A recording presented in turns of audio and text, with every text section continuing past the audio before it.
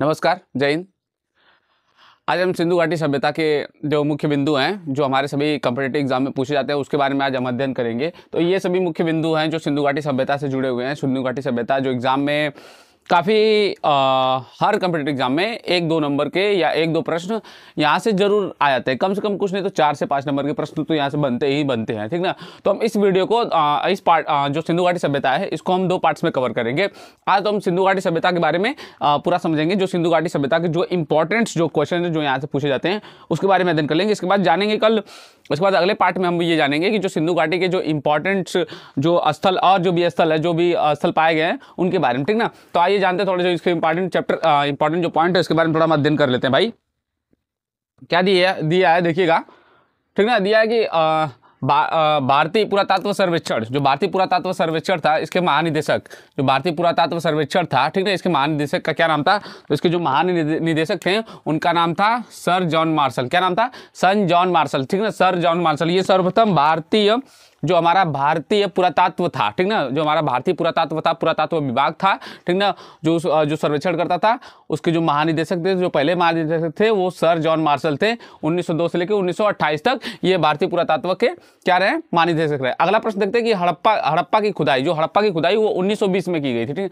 हड़प्पा की जो खुदाई की गई थी वो 1920 में की गई थी। हाँ, आपको ये मैं बता दूं, जो हमारी सिंधु घाटी सभ्यता है, हम इसको सिंधु घाटी सभ्यता भी बोलते हैं, ठीक ना, और इसके बाद साथ इसको हड़प्पा सभ्यता या कांस्ययुगीन सभ्यता भी बोलते हैं। तीनों नाम हम जानते हैं, ठीक ना। और ये मेसोपोटामिया की सभ्यता की समकालीन थी, ठीक ना। मेसोपोटामिया की सभ्यता जो थी उसके समकालीन थी। अगर मैं अगला इंपॉर्टेंट पॉइंट की बात करूं तो मोहनजोदड़ो की खुदाई, अगर मैं बात करता हूं मोहनजोदड़ो की खुदाई तो 1922 ईस्वी में की गई थी, ठीक ना। जो इंपॉर्टेंट है 1922 ईस्वी में की गई थी। और किसने किया था भैया? राखलदास बनर्जी के बारे में। इन सब के बारे में और डिटेल से हम अगले वीडियो में देखेंगे, लेकिन जो इंपॉर्टेंट है, जो जहां से प्रश्न बनते हैं, उसके बारे में देख लेते हैं। तो 1922 में राखलदास बनर्जी ने मोहनजोदड़ो खुदाई की। अगला प्रश्न है सिंधु सभ्यता की खोज 1921 में की गई थी। किसने की भैया? 1921 में दयाराम साहनी ने इसकी खोज की थी। 1921 में दयाराम साहनी ने इसकी खोज की, ठीक ना। सर्वमान्य तिथि, अगर देखा जाए सर्वमान्य जो तिथि है, जो सिंधु घाटी सभ्यता, जो हड़प्पा सभ्यता, इसकी जो सर्वमान्य तिथि है वो तिथि कौन सी है भाई? तो बता दें, कार्बन डेटिंग की गई, ठीक ना। जो एकदम इस समय की जो पद्धति है उसके कार्बन डेटिंग की, उससे की गई। और जो तारीख निकला वो 2300 ईसा पूर्व से लेकर 1750 ईसा पूर्व, 2300 ईसा पूर्व से लेकर 1750 ईसा पूर्व तक इसकी कार्बन डेटिंग की गई, ठीक ना। 2300 से लेकर 1750 ईसा पूर्व, ठीक ना, ईसा पूर्व इसका जो समय था, ठीक ना। अगला बात कर लेते हैं कि भारतीय पुरातत्व का जनक, भारतीय जो पुरातत्व विभाग है, इसका जनक कौन है? तो इसके जो जनक है वो अलेक्जेंडर कनिंघम है, ठीक ना। ये एसएससी का ये जो चैप्टर है, ये बहुत इंपॉर्टेंट चैप्टर है एसएससी का, ठीक ना। मोस्ट इंपॉर्टेंट चैप्टर है, मोस्ट इंपॉर्टेंट है। हर साल का यहाँ से एसएससी के एग्जाम में क्वेश्चन तो बनते ही बनते हैं, ठीक ना। अगला प्रश्न देखते हैं कि सिंधु घाटी सभ्यता का जो विस्तार है वो 13 लाख वर्ग किलोमीटर था। जो सिंधु घाटी सभ्यता था, इसका विस्तार जो था वो 13 लाख वर्ग किलोमीटर था, ठीक ना। बात कर लेते हैं इसका विस्तार, अगर देख लेते हैं किस प्रकार है, ठीक ना। अभी मैं आपको मैप यहाँ पे दिख रहा होगा, सोच कर रहा होगा साइड में, ठीक ना, मैप। तो उस मैप पे भी देख लीजिए और यहाँ पे मैं आपको समझा देता हूँ, ठीक ना। अगर देखा जाए तो जो नॉर्थ का जो अंतिम बिंदु है इसका, जो ठीक ना, उत्तरी जो अंतिम बिंदु है वो मांडा है। जो मांडा कहाँ का है? जम्मू कश्मीर का, जम्मू कश्मीर के मांडा तक, ठीक ना, फैली हुई है ये सभ्यता। अगर बात कर लेते हैं हम, अगर वही दक्षिणी की बात कर लेते हैं तो दाइमाबाद जो महाराष्ट्र में, ठीक ना, ये दक्षिण में फैली हुई दक्षिणी अंतिम बिंदु है इस सभ्यता का, ठीक ना। और अगर बात कर लेते हैं, मैं पूर्व की बात कर लेता हूं, पूर्व में उत्तर प्रदेश का आलमगीर, जो मेरठ में आलमगीर है, ठीक ना, वहां तक, ठीक ना। और बात कर लेता हूं मैं, अगर वेस्ट की बात कर लेता हूं, अगर मैं पश्चिम की बात कर लेता हूं तो सुतकांडोर या बलूचिस्तान तक, ठीक ना। इसकी जो सीमाएं हैं, वो रेखाएं हैं, या इसकी जो सभ्यता है वो पाई गई है, इसके जो स्थल है वो फैले हुए हैं, ठीक ना। इतना इसका विस्तार है। अगर देखा जाए तो इसका विस्तार जो है वो त्रिकोणीय है, कुछ इस पद्धति में इसका विस्तार है, ठीक है। अगर देखा जाए तो कुछ इस पद्धति में इसका विस्तार है।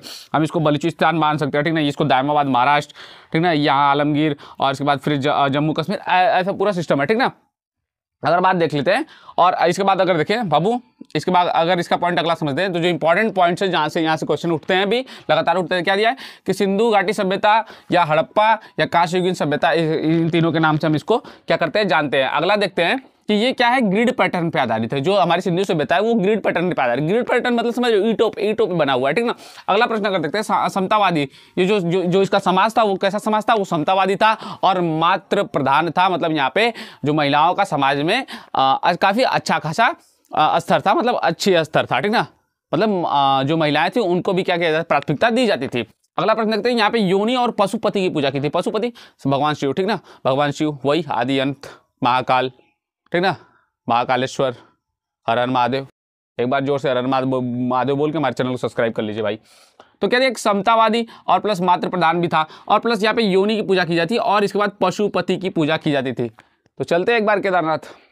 उसके बाद घोड़ों का भी साक्ष्य मिला, यहीं से घोड़ों का साक्ष्य मिला। सर्वप्रथम भारत में घोड़े कौन लेके आए भाई? आर्य ने लेके आया।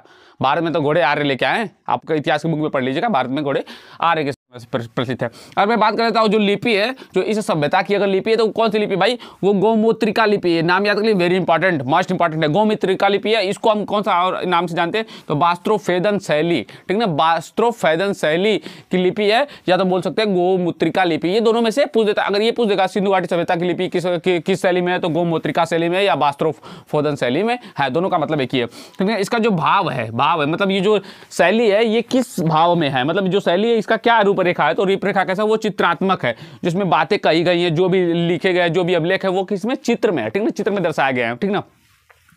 और सर्वप्रथम इसको अगर पढ़ने का प्रयास किया था तो हंटर महोदय ने किया था। कब किया था भैया? 1954 में। सर्वप्रथम इस लिपि को या सिंधु घाटी सभ्यता की जो लिपि को प्रयास अगर पढ़ने का किसी ने प्रयास किया था तो हंटर महोदय ने इसको पढ़ने का प्रयास किया था। बात करते हैं जो सर्वप्रथम जो यहाँ पे जो फसल उगाई गई, जो व्यापारिक फसल थी, वो कौन सी फसल थी भैया? उत्पादन, जो सर्वप्रथम व्यापारिक फसल थी वो थी भैया कपास थी। कौन सी थी? कपास थी, ठीक है। सर्वप्रथम यहाँ पे सबसे पहले यहाँ पे कपास उगाई गई। और बात करते हैं प्रथम प्रयोग, जो अनाज सर्वप्रथम जो उपयोग में ला गया, उसका नाम क्या था? जौ था, ठीक ना। और बता दे रहा हूं कि इन सभी चीजों से जुड़ा हुआ, मतलब इस सभ्यता से जुड़ा हुआ, सिंधु घाटी सभ्यता से जुड़ा जो इसके स्थल है, इन सभी का और एक सेकंड पार्ट और मैं बना रहा हूं। तो आप चैनल को हमारे सब्सक्राइब कर लीजिए, और लगातार इंपॉर्टेंट एसएससी के सब फेवरेट चैप्टर है। तो इस तरह की वीडियो देखने के लिए हमारे चैनल को सब्सक्राइब कर लिया। आज के लिए इतना ही, बस। नमस्कार, टाटा, बाय बाय, जय हिंद।